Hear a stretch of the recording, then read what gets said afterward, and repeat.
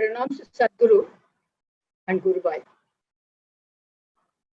Yesterday, the dual aspect of Lord Krishna as Balakrishna was emphasized by many speakers. Saulabhya and Bharatva. The easy accessibility of boy Krishna. At the same time, the transcendental dimension of Krishna's personality. When I was listening to those presentations, it struck me that I must mention before I start my paper that this Bengali story that Aurobindo wrote, which was famous, called Harimohan's Dream, is also a depiction, a philosophical, spiritual, and literary depiction of the dual qualities of Sri Krishna, his Saulabhya and his Bharatva. This is the 150th year of Sri Aurobindo's birth. This year's Republic Day parade witnessed a special float on him from his days as a fiery nationalist to his monumental period of existence as a yogi till he attained Mahasamadhi on 5th December 1950. Sri Aurobindo's turning to Sri Krishna is very well known, especially his mystical experience of Lord Krishna as Lord Vasudeva during his incarceration in Alipur jail on charge of terrorism. Lord Krishna revealed himself to him on 24th November 1926, his cosmic presence, his permeation of everything that is created, the prisoners, the jail wall, the trees, the cell, and later the judge, the lawyer in the court during his trial. Vasudeva assured him of his light and guidance in everything, in every movement and every moment, and commanded him to turn his thought and energy and mystical pursuit above all toward a deeper sense of nationalism and a larger idea of Indian civilization and culture, and asked him to take forward the ancient Sanatana Dharma.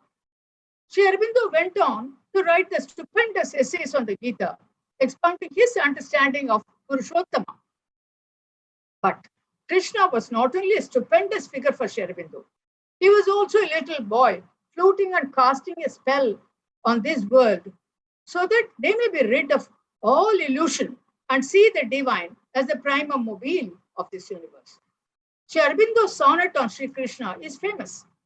But today, I am presenting his Bengali story, Harimohan's Dream, in English translation. I read it first in Tamil and I was about to translate it. Then I found, and Swamiji asked me to speak, then I found the original English translation, where Krishna appears as Shyam Sundar. The name itself is very important. Shyam Sundar, the little boy with his flute and peacock feather adorning his head, captivating the body and mind and psyche of Harimohan, an embittered poor man, challenging the doctrine of karma and wanting to lash Krishna black and blue. How many people wanted to lash Krishna in his boyhood, you see? Balakrishna in this story is called by the endearing name Shyam Sundar. The aged poor man addresses him in colloquial Bengali as Keshta. Keshta is colloquial for Krishna, even as in numerous Indian languages and dialects, he is variously called Khana, Khanna, Khanna in Tamil with retroflex bin, and admonishes him for deceiving the world with the doctrine of karma. Unlike Kuchela, who had nothing but unalloyed adoration, friendship, and spirit of surrender to his boyhood classmate Krishna, Harimohan here is not only disillusioned with the world, but angry with God for casting people in low and high situations without any logic. He wants to give a severe lashing to Shyamsundar for this when he arrives. When the boy with his flute and peacock feather and anklet bells does arrive, Harimohan is embarrassed that he thought of lashing him when the boy speaks so sweetly. He would rather keep him in his lap. Then the whole conversation begins. Krishna playfully tells him that he has been waiting to be lashed. The old man is abashed at his ungraciousness. He asks Shyamsundar to explain the mystery of a very worldly man like Dinakar Sheel, prospering and happy, while a good man suffers. Little Shyamsundar touches his head and rouses the Kundalini Shakti in him and takes him to perceive the different realities and different predicaments, finally to the truth of surrender and God's leela. Now to the story. As I said, this story illustrates the dual aspects of Krishna, the Saulabhya as well as the Paratva.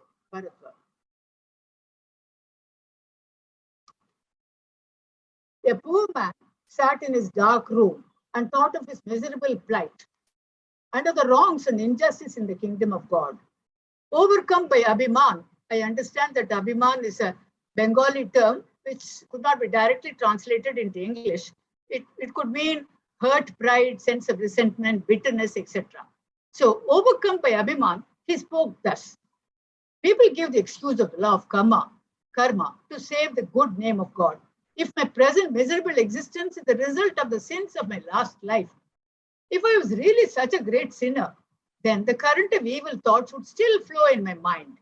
And the mind of a great sinner cannot become pure in a day. And take the case of Tinkashi. If the law of karma was true, then considering his wealth, treasure, gold, silver, retinue of servants, he would have been in his previous incarnation a world-famous holy saint. But one doesn't see the slightest indication of that now in his present life. There is no one in the world who is more cruel and wicked and evil. No, the law of karma is the rules of God. It's a doctrine to dupe the minds of men. Shyam Sundar is the cleverest of the clever. He is safe because he does not come anywhere near me. Otherwise, I would have taught him a good lesson and exposed all his tricks. No sooner had the poor man said these words than he saw his dark room flooded with waves of very bright light. A moment later, the waves of light disappeared in the darkness. He saw a very beautiful, dark-hued boy standing in front of him with a lamp in his hand, smiling gently, but not saying anything. As he saw peacock feathers on his head and bells on his feet, the poor man realized that Shyam Sundar himself had come and given himself up to him. Embarrassed, he thought for a moment of falling at his feet, but he did not feel like doing so at all. Then he saw the boy's smiling face. At last he blurted out, "Hey Keshta, why have you come?" Krishna replies, "Why? Didn't you call me?" said the boy smiling. "Just now you had a strong desire to whip me. Well, I have given myself up. Why don't you get up and lash me?" The poor man felt more embarrassed, not due to any remorse for wishing to whip the divine, but to chastise such a handsome boy in return for his love, and didn't seem to be in good taste. "Look, Harimohan," the boy spoke again. "Those who are not afraid of me regard me as their friend, even call me names, but out of affection and wish to play with me. They're very dear to me. I have created this world for the sake of play." Yesterday was also this idea of leela was emphasized. I have created this world for the sake of play, and I've been always looking for playmates, but don't find any. Everyone becomes cross with me, makes demands on me, asks me for gifts, positions, liberation, devotion. But alas, nobody wants me for my sake. I give what people want. What can I do but satisfy them?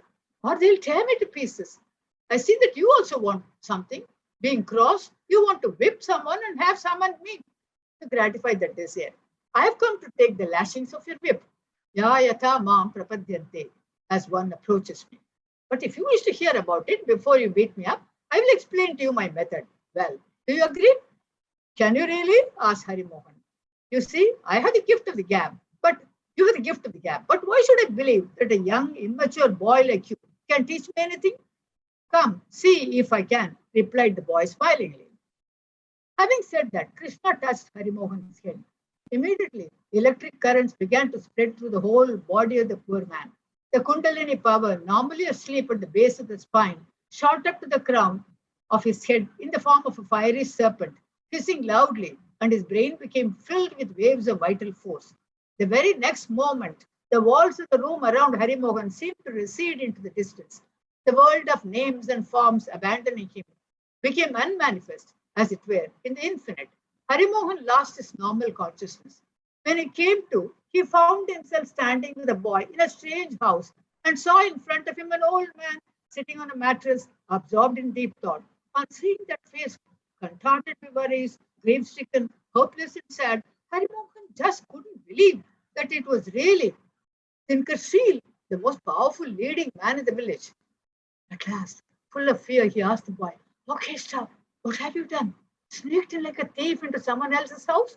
The police will come and thrash our lives out of us with a severe beating. Don't you know the might of Trinker's shield? Very well indeed, smiled back the boy. But stealing is an old occupation of mine. I am on intimate terms with the police. There is nothing to fear. Now I'm going to give you subtle sight to look into the old man's mind. You know Tinkuri's might? Now you see my power. Then Harimohan could see into Tinkuri's mind. He saw that it was like a rich city destroyed by enemy attack. So many goblins and demons of terrifying shapes entered that keen, powerful intellect, destroyed its peace, broke up its concentration, robbed it of its happiness. The old man had quarreled with his favorite youngest son and driven him out. Losing his beloved son born in his old age, he was overcome with grief. That anger, pride, hypocrisy were sitting as sentries barring the door of his heart and denying entry to forgiveness there. Stories about the bad moral character of his daughter had been circulated. The old man was weeping after having hounded her out of his home. He knew that she was innocent, but the fear of society and public opinion, vanity, his own selfish interests were stifling his love. The memory of 1,000 sins made him shudder with fear, that he lacked the courage and power to purify those evil tendencies. From time to time, the thought of death of the next life frightened him terribly. Harimohan saw that from behind the thoughts of death, fearsome messengers of Yama were peeping and knocking at his door. Every time there was such a knock, the old man's inner being screamed, mad with fear. Witnessing this terrible scene, Harimohan turned towards the boy with trepidation and said, "Goodness, what is this, Kesha? I thought the old man was supremely happy." "That's my power," replied the boy. "Tell me now, whose power is the greater? Tinkuri Shields of the next district or Sri Krishna who lives in Vaikunta? Look, Harimohan, I do have police and sentries, government and law, judicial trials. I can also play like a king. Do you like this game?" "Good Lord, no," said Harimohan.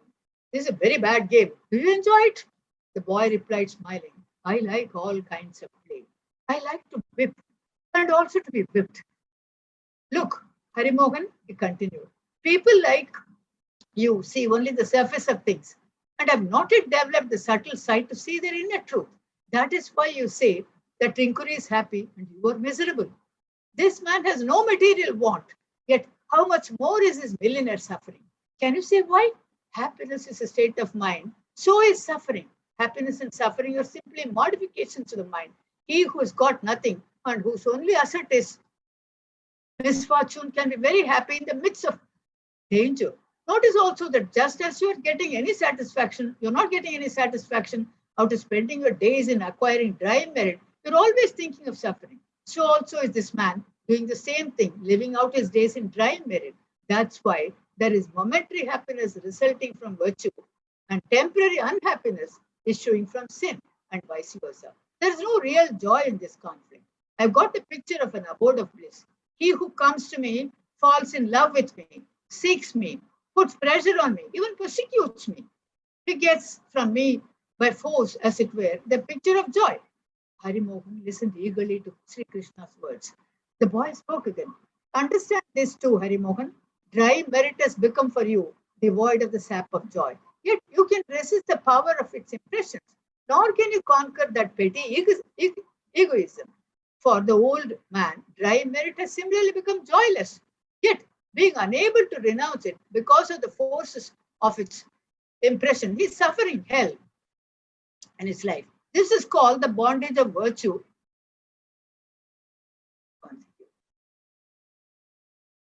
Yes, virtue and vice. Unconscious impressions born of ignorance or the chains of this bondage. But this terrible suffering is really very good for the old man because this will lead to his salvation and true welfare. Kesha, you speak very sweetly, said Harimohan, who was still now listening very quietly. But I can't really believe you. Pleasure and pain may be only states of the mind, but surely external circumstances are their causes. Look, when someone's mind is very distressed by hunger, can he be happy? Or can anyone think of you when he's suffering from disease or pain? Come, Harimohan, said the boy. I'll show you that too. Saying this, the boy again touched Harimohan's head. As soon as he felt the touch, Harimohan saw no longer Tinkuri Shield's house, but a sannyasi seated, absorbed in meditation.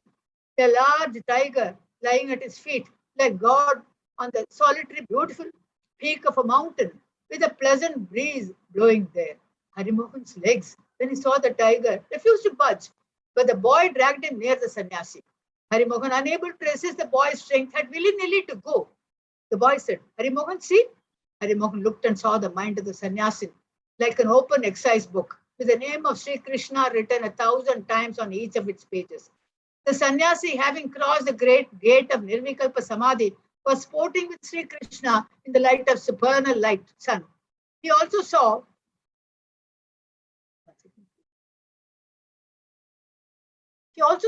that the sannyasi had been starving for quite a few days, and his body had suffered a lot during the previous couple of days from hunger and thirst. What is this, Kesha? Asked Harimohan. The saint loves you so much, and yet he is suffering from lack of food and drink. Haven't you any sense at all? Who will give him food in this forest infested by tiger? I will, replied the boy. But see, another amusing thing. Harimohan saw the tiger get up, break open the near ant hill with a single stroke of paw. Hundreds of small ants came out and, climbing up the sannyasi's body, started biting him in anger. He was still absorbed in deep meditation, unperturbed, perfectly still. Then the boy sweetly whispered into his ears just once, My friend. The sannyasi opened his eyes. At first, he did not feel the stinging bites, for the notes of Krishna's flute, captivating and cherished by the whole world, were still sounding in his ears as they had. 1 second, please. Feeling the intense physical ecstasy after each bite, he sang the name of Krishna and danced, clapping his hands in great joy. The ants dropped on the ground and fled. Astonished, Harimohan asked, What kind of magic is this? The boy also clapped his hands and, turning twice on one leg, laughed loudly. You can see how Krishna is very merry. So Krishna says, I am the only magician in the whole universe. You will not understand this magic. It's my supreme secret. And did you notice? He could remember me even in the midst of such physical pain. And now you see again. The sannyasi sat down, calm and serene. His body still experienced hunger and thirst. But Harimohan saw that his mind only felt those physical reactions, but not disturbed by or involved in them. Just then someone called out from the hill in a voice sweet as a flute. Friend, Harimohan was startled. It was indeed a voice, sweet as a flute, of Shyam Sundar himself. Then he saw a beautiful, dark-hued boy come from behind the big rocks with a plate of excellent food and fruits. Harimohan, utterly confused, looked at Sri Krishna. The boy stood still beside him. Yet the other boy who was approaching was exactly like Krishna. The boy held up the lamp before the saint and shed light on the plate and said, See what have I brought you? So you have come? Smiled the saint. Why did you keep me starving so long? However, now that you have come, sit down, eat with me. The saint and the boy started eating together from the dish, offered food to each other. This is a lovely scene. They offered food to each other and also playfully snatched it away from each other. This is like boys fighting. When they finished their meal, the boy disappeared into the darkness with a plate. Harimohan was about to ask something, but he suddenly noticed that neither Sri Krishna nor sannyasi was there, nor the tiger nor the mountain. He was living in a respectable neighborhood. His wife and family was very rich, gave gifts to Brahmins and to the poor daily, and said his Sandhya Vandanam thrice a day, following the code of conduct laid down in the scripture and shown by Raghunandan, Sri Rama. In fact, he was leading the life of an ideal husband, father and son. But at the same time, he was shocked to find that there was not the slightest neighborliness or joy of giving among the residents of that respectable district, that they considered the mechanical observance of external rules of conduct as spiritual merit. He was now as miserable as he had been happy a moment ago. He seemed to feel very thirsty, but could not get a drop of water. In fact, he was eating dust, only dust, endless dust. Leaving that place hurriedly, he went to another part of the town. There he saw in front of a huge mansion a big crowd from whom a paean of blessings arose. Harimohan went forward and found that Tinkuri Sheel was sitting on the veranda, distributing large amount of money to the people assembled there. No one was going back disappointed. Harimohan laughed out loudly and thought, Is this a dream? Tinkersheel, a great philanthropist? Then you could say Tinkersheel's mind realized that greed, jealousy, ambition, desire, selfishness, and 1,000 other frustrations and evil tendencies were clamoring, give, give, give, satisfy us. Tinkuri had suppressed them for the sake of gaining moral merit, fame, pride, left them unfulfilled, had not given them out of his mind. Just then, someone took Harimohan for a hurried tour of other worlds. He saw the hells of heaven, hells and heavens of the Hindus, Muslims, Greeks, Christians, and so many others. Then he found himself again in his own house, sitting on the familiar torn mattress, leaning on a dry, dirty pillow, and Shyam Sundar standing in front of him. The boy said, "It's very late at night. If I don't go home, now everyone will tell me off and chastise me. So let me tell you something in brief. The hell and heavens you saw were all of the dream world, imaginary. When man dies, he goes to heaven or a hell or experiences the consequences of his past life. You had acquired some moral merit in your previous life, but love had no place in your heart. You loved neither God nor man. After death, you were living in that respectable neighborhood and enjoying the fruits of the tendencies and impulses of your mind as they were in your previous life. Having done that for some time, you did not like it anymore. Your vital nature became impatient. So you went to live in a hell full of dust. In the end, when you had enjoyed the fruits of your merit, you were born again. But because in that life, you did not really do much to help anyone in need, apart from making the obligatory charities and keeping up a code of mere external conduct, dry and joyless, there is so much want in your life. The reason why you are living a life of conventional piety and accumulating merit is that good and evil tendencies are not entirely exhausted by experience in a dream world, but only by experience of the results in this world. Tinkuri was a great philanthropist in his last life. He is now in this embodiment a millionaire without any want as a result of the blessings of thousands of people.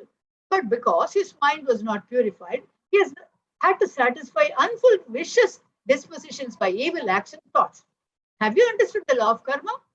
Not reward or punishment. That is the initial question. You remember, he asked Keshta, what is this karma? It's a deceiving kind of a law. Remember? So now Krishna explains, this is a natural law. Sin is evil. From that is suffering. Virtue is good from that, and from that comes happiness.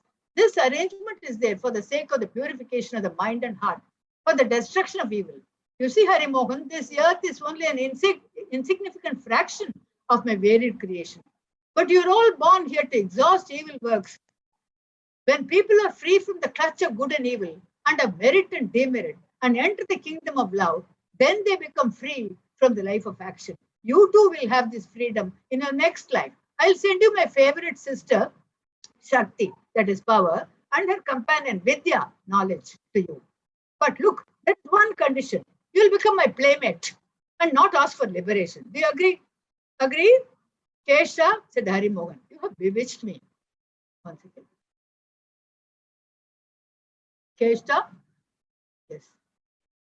Harimohan, did you understand anything? Asked the boy with a smile. Yes, of course, replied Harimohan. Then on second thought, he asked, I say, Kesha, you've cheated me again. You have not given me any reason for creating evil. Saying this, he grabs the boy's hand. He, however, withdrew his hand and said, rather gruffly to Harimohan, go away. You want to get all my secrets out in 1 hour? He suddenly put out the lamp, moved away and said, smiling, well, Harimohan, you completely forgot to lash me. I did not sit on your lap, being afraid that there is no knowing when pressed and angered by external suffering, you may suddenly start teaching me a good lesson. I don't trust you at all. Harimohan extended his hand in the darkness, but the boy moved farther away and said, no, I am postponing that satisfaction till your next life. Saying this, he disappeared somewhere in the dark night. Harimohan woke up, listening to the jingling anklets, and thought, what kind of a dream did I see? I saw hell and heaven, and in that I addressed God in most intimate manner and told him off as if he were a small boy. What a great sin. However, I feel great peace in my mind and heart. Harimohan then started remembering the dark-hued boy's captivating form and kept on saying from time to time, how beautiful, how very beautiful, how beautiful, how very beautiful. Sadhguru has said that the smaller the image of Krishna, the greater is the power. And this story, I think, is just a very good example of that great Upadesam of Sadhguru. I hope I have finished in time. Thank you very much. I must thank Swamiji for asking me to speak in this very erudite seminar. I'm not at all erudite. I benefited by everybody's speech. I just seek the blessings of Sadhguru and Gurubai. Thank you very much.